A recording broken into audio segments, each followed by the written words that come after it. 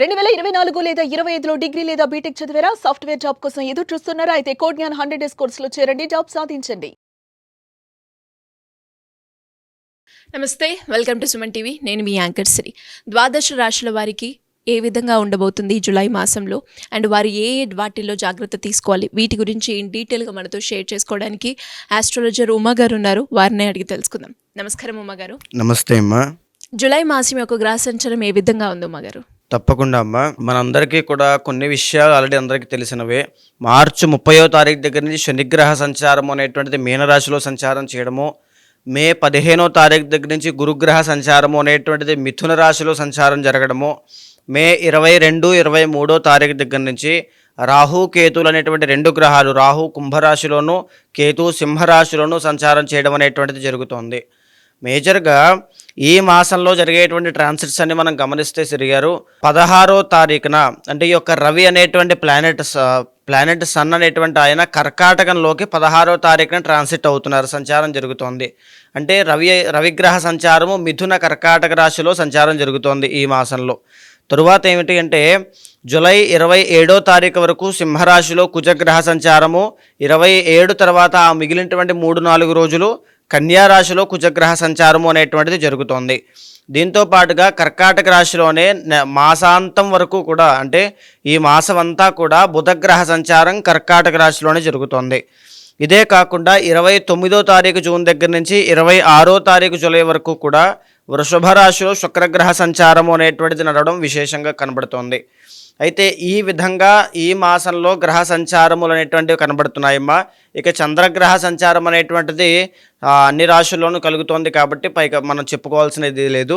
So ఈ విధంగా July మాసంలో గ్రహ సంచారాలు కనబడుతున్నాయి.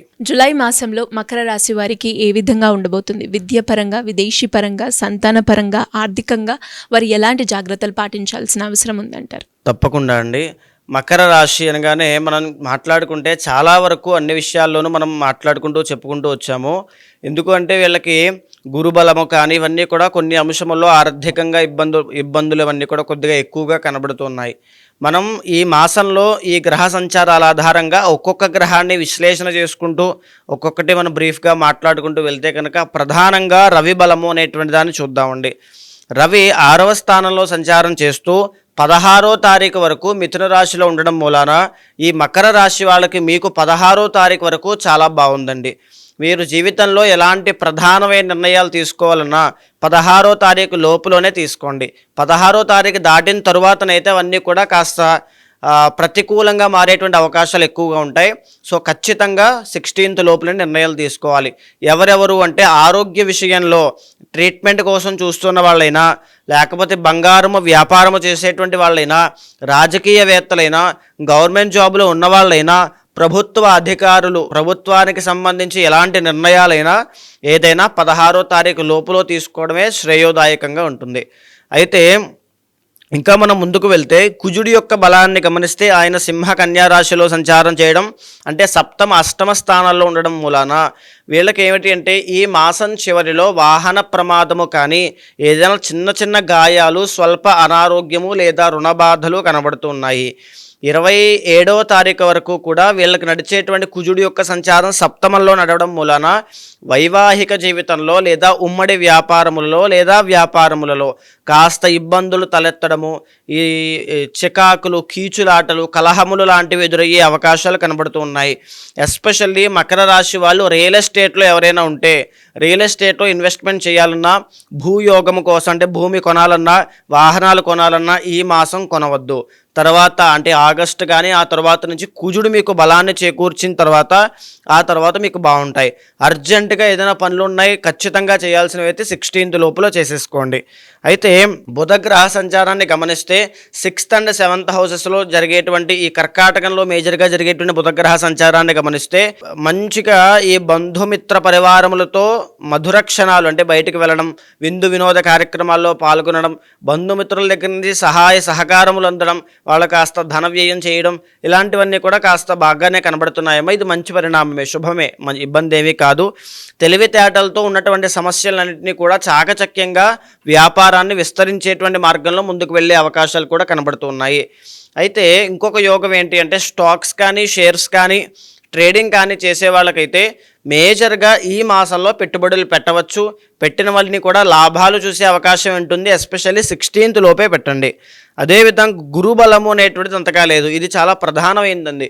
అంటే యూనివర్స్ బ్లెస్సింగ్స్ కావాలన్నా, ఏ విషయంలో ఎలాంటి పరిణామాలైనా మీకు శుభప్రదంగా ఉండాలన్నా గురుబలం ఉండాలి. అలాంటి గురుబలం వీక్గా ఉంది కాబట్టి వివాహాది శుభ కార్యక్రమాలు పెండింగ్ పెట్టడం, అంటే పోస్ట్ పోన్ అవ్వడం కానీ, సంతానం విషయంలో కాస్త ఇబ్బందులు కానీ, లోన్స్ ఈఎంఐస్ విషయంలో ఆర్థిక పరంగా ఇబ్బందులు కానీ ఏవైనా వచ్చే అవకాశములు ఉన్నాయండి. బికాజ్ 6వ స్థానంలో గురుడు, 2వ స్థానంలో రాహు, పైగా 16వ తారీఖు తర్వాత రవి బలం లేదు.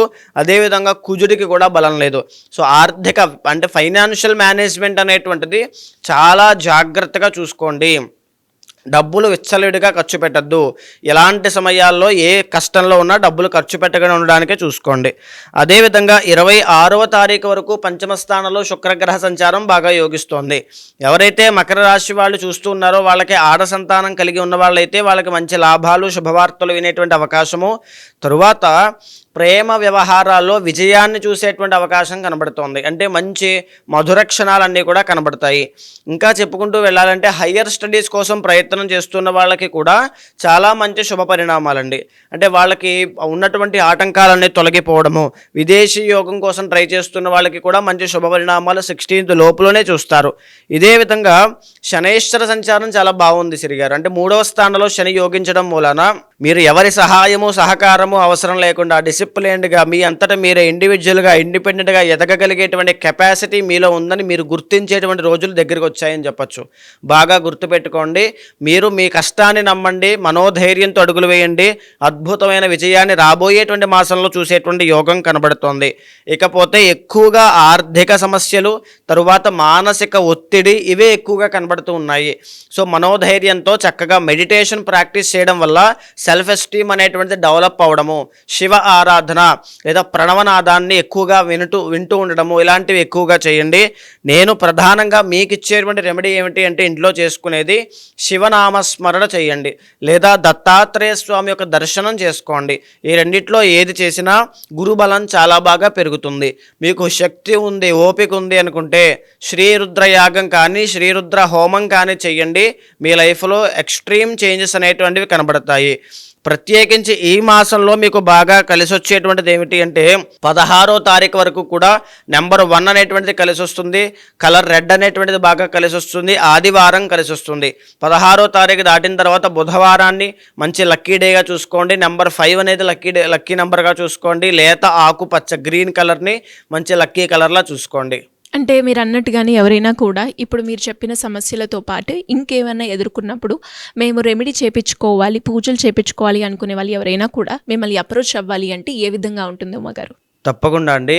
ఇప్పుడు మనం మాట్లాడుకునేటువంటి అంశములన్నీ కూడా గోచారానికి సంబంధించినవమ్మ. అంటే గోచారము అనేటువంటిది జనరల్ ట్రాన్సిట్స్ ఆధారంగా రాశి ఫలితాలుగా మనం చెప్పుకుంటూ ఉంటాం.